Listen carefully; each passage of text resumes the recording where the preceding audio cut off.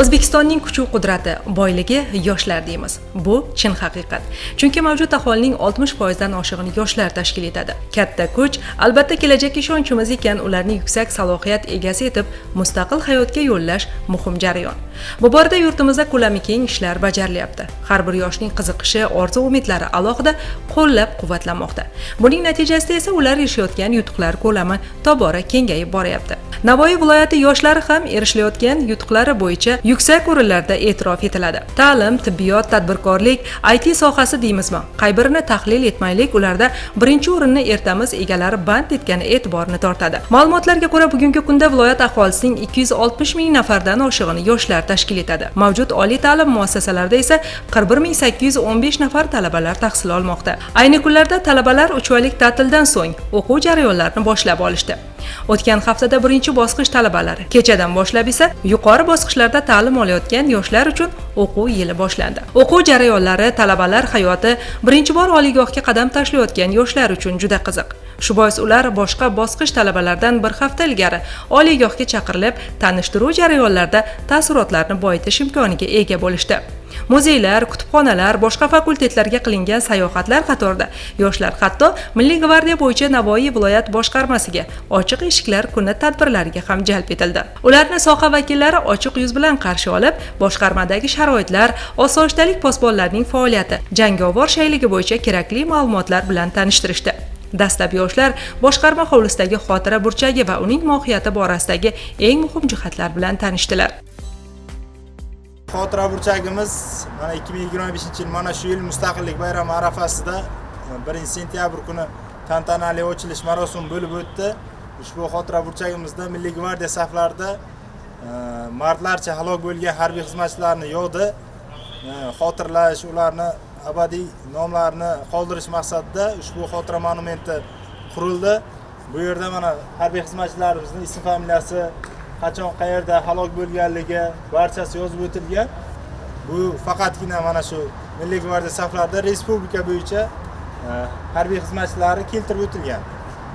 Keyinchalik mana bu tomonda ham Sirdaryo voqealarida, texnogen ofatlarda halok bo'lgan, shuningdek jangovar vaziyatlarda halok bo'lgan harbiy xizmatchilarimizni ism familiyalari qayd etilgan. Bu yerda mana shu gulchambar qo'yib, har 9-mayda, shuningdek 14-yanvarda Mustaqillik bayramlarida oila a'zolari bilan mana shu harbiy xizmatchilarimizning oila a'zolari kelib yod etib ketishadi.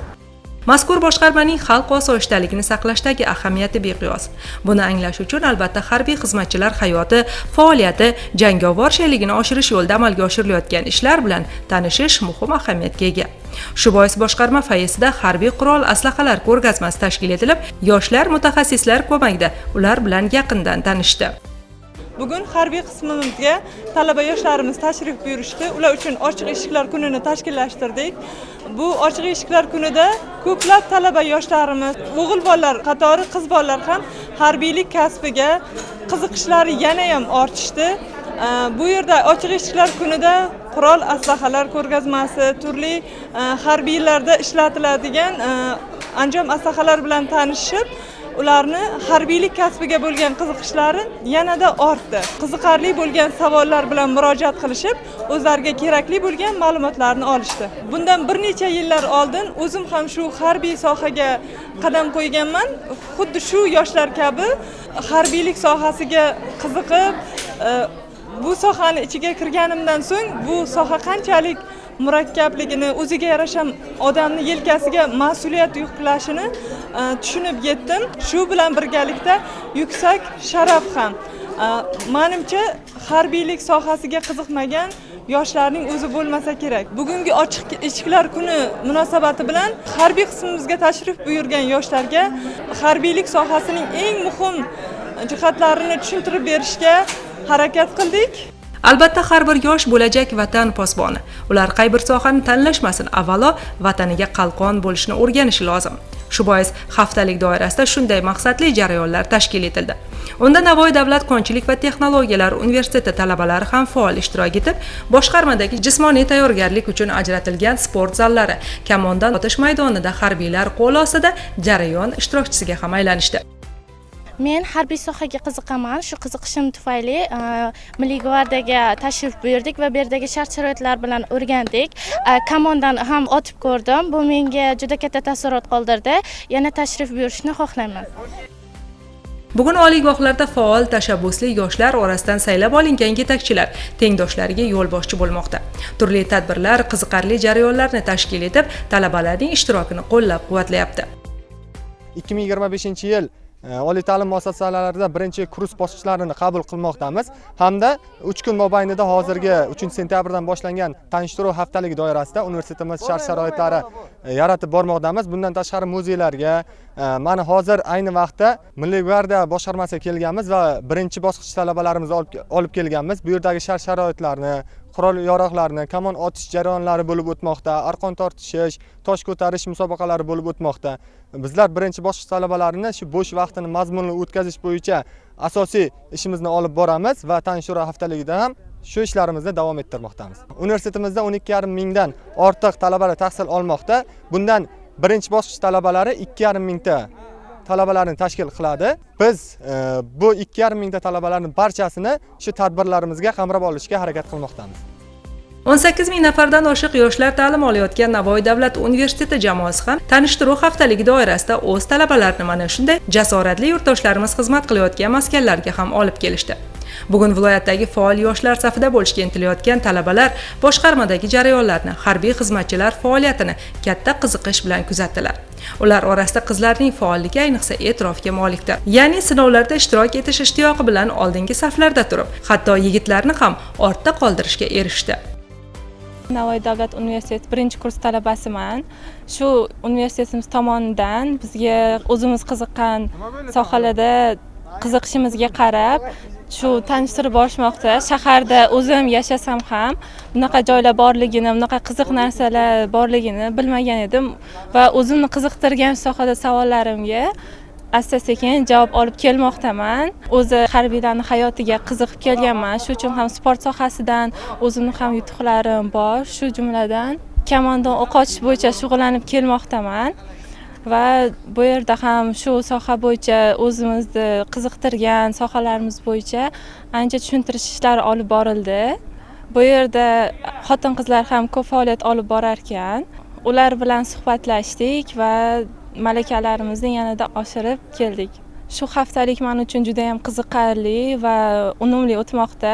Biz bu yerga tashrif buyurishimizdan tashqari muzeylar, turli xil kutubxonalarda ham bo'ldik va taassurotlarimiz juda ham boy edi. Bu yerda bizni kursdoshlarimiz, tengdoshlarimiz ham kelgan, ularning ham kayfiyatlari yaxshi va shu savollarga javob olib, taassurotlarini boyitishyapti.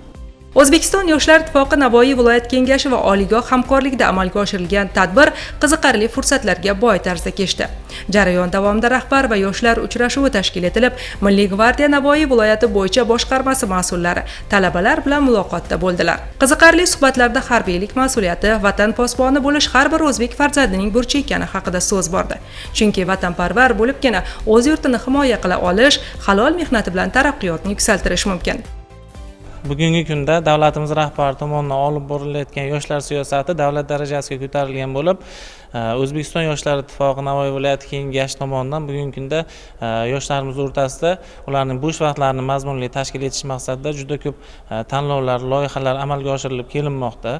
Shu jumladan yoz oyi davomida aynan dolzarb 90 kun loyihasi doirasida ham ta'til vaqtidagi o'quvchi yoshlarni, talaba yoshlarni bo'sh vaqtlarini mazmunli tashkil etish maqsadida ham ko'plab tadbirlar o'tkazildi. Shu jumladan bolalarni sog'lomlashtirish oromgohlarida o'quvchi yoshlar bilan ko'plab loyihalar, musobaqalar, vatanparvarlik festivallari tashkil etildi.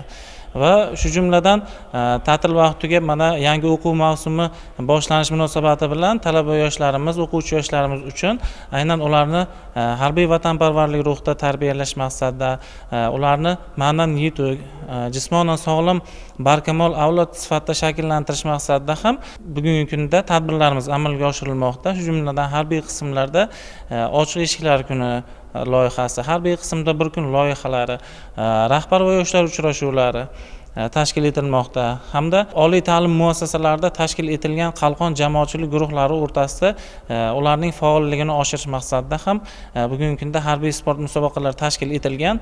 Ittifoq tomonidan tashkil etilgan ko'plab loyiha tanlovlarda yoshlarimiz juda ko'plab sovrinlarni qo'lga kiritdi. Shu jumladan vatanparvarlar musobaqasi, yosh qutqaruvchi, yosh chegarachi, yosh gvardiyachi harbiy vatanparvarlik sport musobaqalarida yoshlarimiz bugungi kunda juda yuqori natijalarni qo'lga kiritdi. Shu jumladan yosh gvardiyachi harbiy vatanparvarlik musobaqasida aynan Navoiy viloyati butun respublika bo'yicha e'tirof etilgan bo'lib, Navoiy shahridagi birinchi ixtisoslashtirilgan maktab jamoasi doimiy ravishda respublika bosqichlarida ham faol uchtalikda doimiy ravishda o'rin olib kelmoqdalar.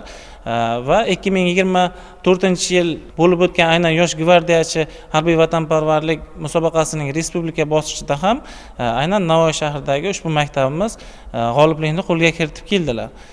Bundan tashqari mana yoshlarimiz o'rtasida o'tkazilayotgan aynan mini futbol musobaqalarida ham aynan yoshlarimiz yuqori natijalarni qo'lga kiritdi. Oldin ushbu musobaqalarga yoshlarni jalb qilish uchun targ'ibot ishlarini doimiy ravishda amalga oshirganimiz munosabati bilan bugungi kunda yoshlarimiz o'zlari ham aynan ushbu musobaqalar, bundan tashqari boshqa bir tanlovlar, loyihalar, festivallarni o'tkazish bo'yicha yoshlardan ko'proq bugungi kunda takliflar kelib tushyapti va ushbu takliflarni biz inobatga olib turib, aynan festivallar, musobaqalar, tanlovlarni tashkil etganimizda oldinga nisbatan hozirgi kunda yoshlarimiz aynan ushbu musobaqalarga qiziqishlari ortib va ushbu musobaqa tanlovlarda juda ham faol ishtirok etib yuqori natijalarni qo'lga kiritib kelmoqda. Yoshlarni faollikka chaqirish, tashabbuslarni qo'llab-quvvatlash albatta yaxshi natija beradi. Ular katta kuch va har qanday vaziyatda suyana oladigan kishilar bo'lish uchun bugun bor e'tiborni qaratish lozim. Bu yo'lda oliygoh mas'ullari ham faol ish olib borishyapti. Men yoshlar bilan 25 yildan beri ishlayman. Shu yoshlarning ichida ko'rib kelganlarimizning orasida qaraydigan bo'lsak, oldingi yoshlarimizga nisbatan hozirgi yoshlarimizni faoliyati oldingiga nisbatan ancha kuchli. Sababi davlat taraqqiyoti, rivojlanishi, prezidentimiz tomonidan berilayotgan bularga yengilliklar hammasi o'z o'rnini ko'rsatyapti. Mana hozirgi kunda ochiq eshiklar bayrami munosabati bilan Milliy gvardiyaga kelganimiz bugungi bir ilk qadamimiz, birinchi kurs talabalarimiz bilan kelgan holatda o'rgangan narsalarimizni, hattoki yoshlarga nisbatan o'zim ham ko'proq narsani qiziqib o'rgandim. Bu yerda ko'rib o'tgan narsalarimizni hammasi albatta o'ylaymanki, bu ko'rib o'tirgan yoshlarimizga kelajakda vatanni himoya qilishga, yoshlarimizni vatanparvar bo'lib yetishishida muhim ahamiyat kasb etadi. Viloyatdagi xususiy institut va universitetlarda ham boshqa oliygohlarda bo'lgani singari jarayonlar bu yil o'ziga xos shukuhli boshlandi. 10 ming nafardan oshiq talaba tahsil olayotgan Navoiy Innovatsiyalar universitetida o'quv yili oldidan Bilimlar kuni tadbiri tashkil etilib, yoshlar bayramona kayfiyatda qarshi olindi. Hozirgi kunda oliy ta'limga yaratilayotgan imkoniyatlar, sharoitlar hammamizga ma'lum. Bu yil Navoiy Innovatsiyalar universitetida hozirgi kunda birinchi kurslarga qabuldan tashqari 10 mingga yaqin talabalar tahsil olmoqda. Kunduzgi, sirtqi, kechki ta'lim yo'nalishlarida mana bu yil ta'limdagi islohotlar tufayli sirtqi o'qish shakli tugatildi va hozirgi kunda faqat kunduzgi va kechki masofaviy ta'lim shakllari faoliyat olib borilmoqda. Respublikamizda OTMlarda shuni e'tiborga olgan holda bugun bizning ham Navoiy Innovatsiyalar universitetida 18 ta ta'lim yo'nalishi, 3 ta magistratura mutaxassisligi bo'yicha zamonaviy ta'lim berish yo'lga qo'yilgan. Hozirgi kunda mana shuni e'tiborga olgan holda biz ham yuqori darajali sifatli ta'lim berish uchun jarayonni boshladik. 2025-26 o'quv yilida talabalarimiz, professor o'qituvchilarimiz yangi kayfiyat, yangi shaxt bilan o'qishga boshlab yuborishdi. Bizni oliy ta'lim muassasamizda professor o'qituvchilarni inobatga oladigan bo'lsak, 8 nafar professor o'qituvchimiz dotsent professor ilmiy unvonlarni qo'lga kiritishdi. 10 ga yaqin professor o'qituvchilarimiz PhD va Doctor of Science doktorlik dissertatsiyalarini himoya qildilar va diplomini qo'lga kiritdilar ilmiy daraja bo'yicha. 3 nafar talabamiz respublika miqyosida o'tkazilgan olimpiadalarda faol ishtirok etib, bitta talabamiz 1-o'rinda, bitta talabamiz 3-o'rinda qo'lga kiritib, respublikada nodavlat oliy ta'lim muassasalari ichida 1-o'rinda qo'lga kiritdi universitetimiz. Bundan tashqari turli xil tanlovlarda, tadbirlarda, ma'naviy tadbirlardan faol ishtirok etib kelishmoqda talabalarimiz. Talabalarimizga oliy ta'lim muassasamiz tomonidan yaratilgan rektor stipendiyasi mavjud bo'lib, O'tgan yili 100 dan ortiq talabamiz qo'lga kiritgan edi. Bu yil ham shu jarayon davom etmoqda.